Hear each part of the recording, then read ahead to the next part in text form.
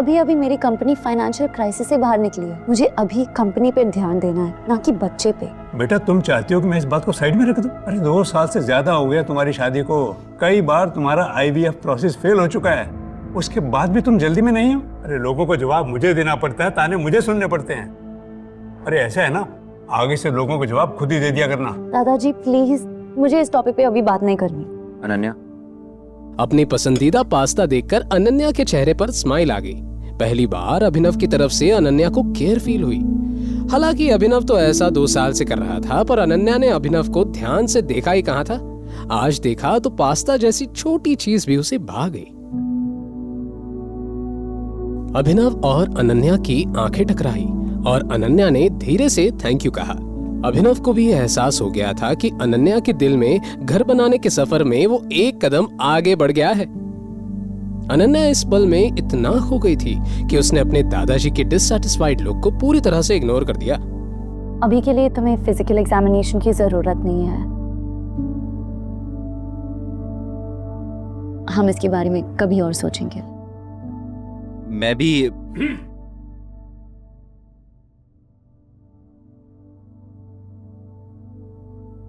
ठीक है, जैसे तुम बोलो। अभिनव अपनी खुशी पूरी तरह जाहिर नहीं कर पाया। ये बहुत बड़ा दिन था। अनन्या ने अभिनव के लिए अपने दादाजी के सामने स्टैंड लिया, वो भी इतनी बड़ी बात पर। उसे मामला बनता दिख रहा था।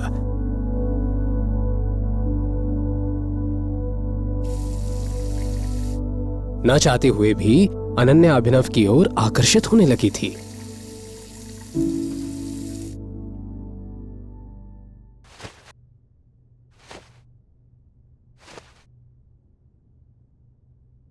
अनन्या, अगर कल तुम्हें तुम्हारे भाई का कॉल आए, वो BR ग्रुप के साथ सिंह इंडस्ट्रीज की कॉर्पोरेशन की बात करे, तो तुम एकदम से हाँ मत कहना। मतलब थोड़ा सा टाइम लेना, उससे भी तो तुम्हारी इंपॉर्टेंस पता चलनी चाहिए ना। तुम पागल हो गए हो? सनी भैया ने सब कुछ चिराग को दे दिया।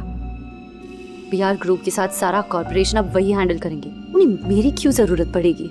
और तुम ना, तुम्हें कुछ पता ही नहीं चलता, बस फालतू की बातें करते रहते हो। अनन्या, बस तुम याद रखना, अगर कॉल आए तो एकदम से हाँ मत कहना।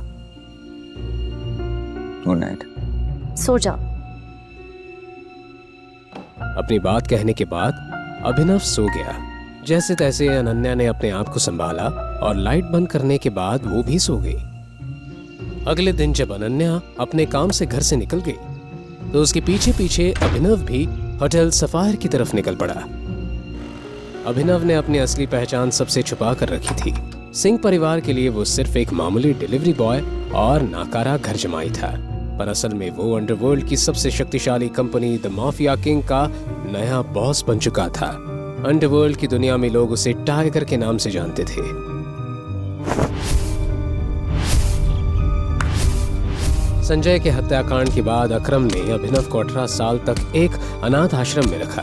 वहां उसकी हर दिन सख्त फिजिकल ट्रेनिंग की गई और उसे हर मुश्किल का सामना करने के लिए तैयार किया गया।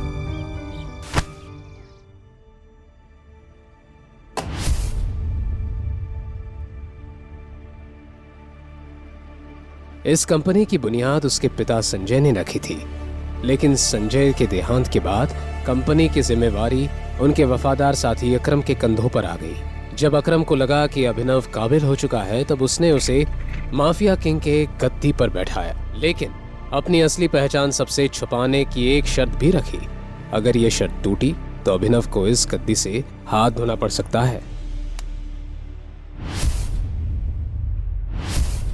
वैसे ऑफिस का आरामदायक माहौल, खासकर जॉब, आपके अंडर एक एफिशिएंट सेक्रेटरी हो जो सब कुछ कर ले और आपको कुछ करने की जरूरत ना पड़े, तो आपको और मजा आने लगता है।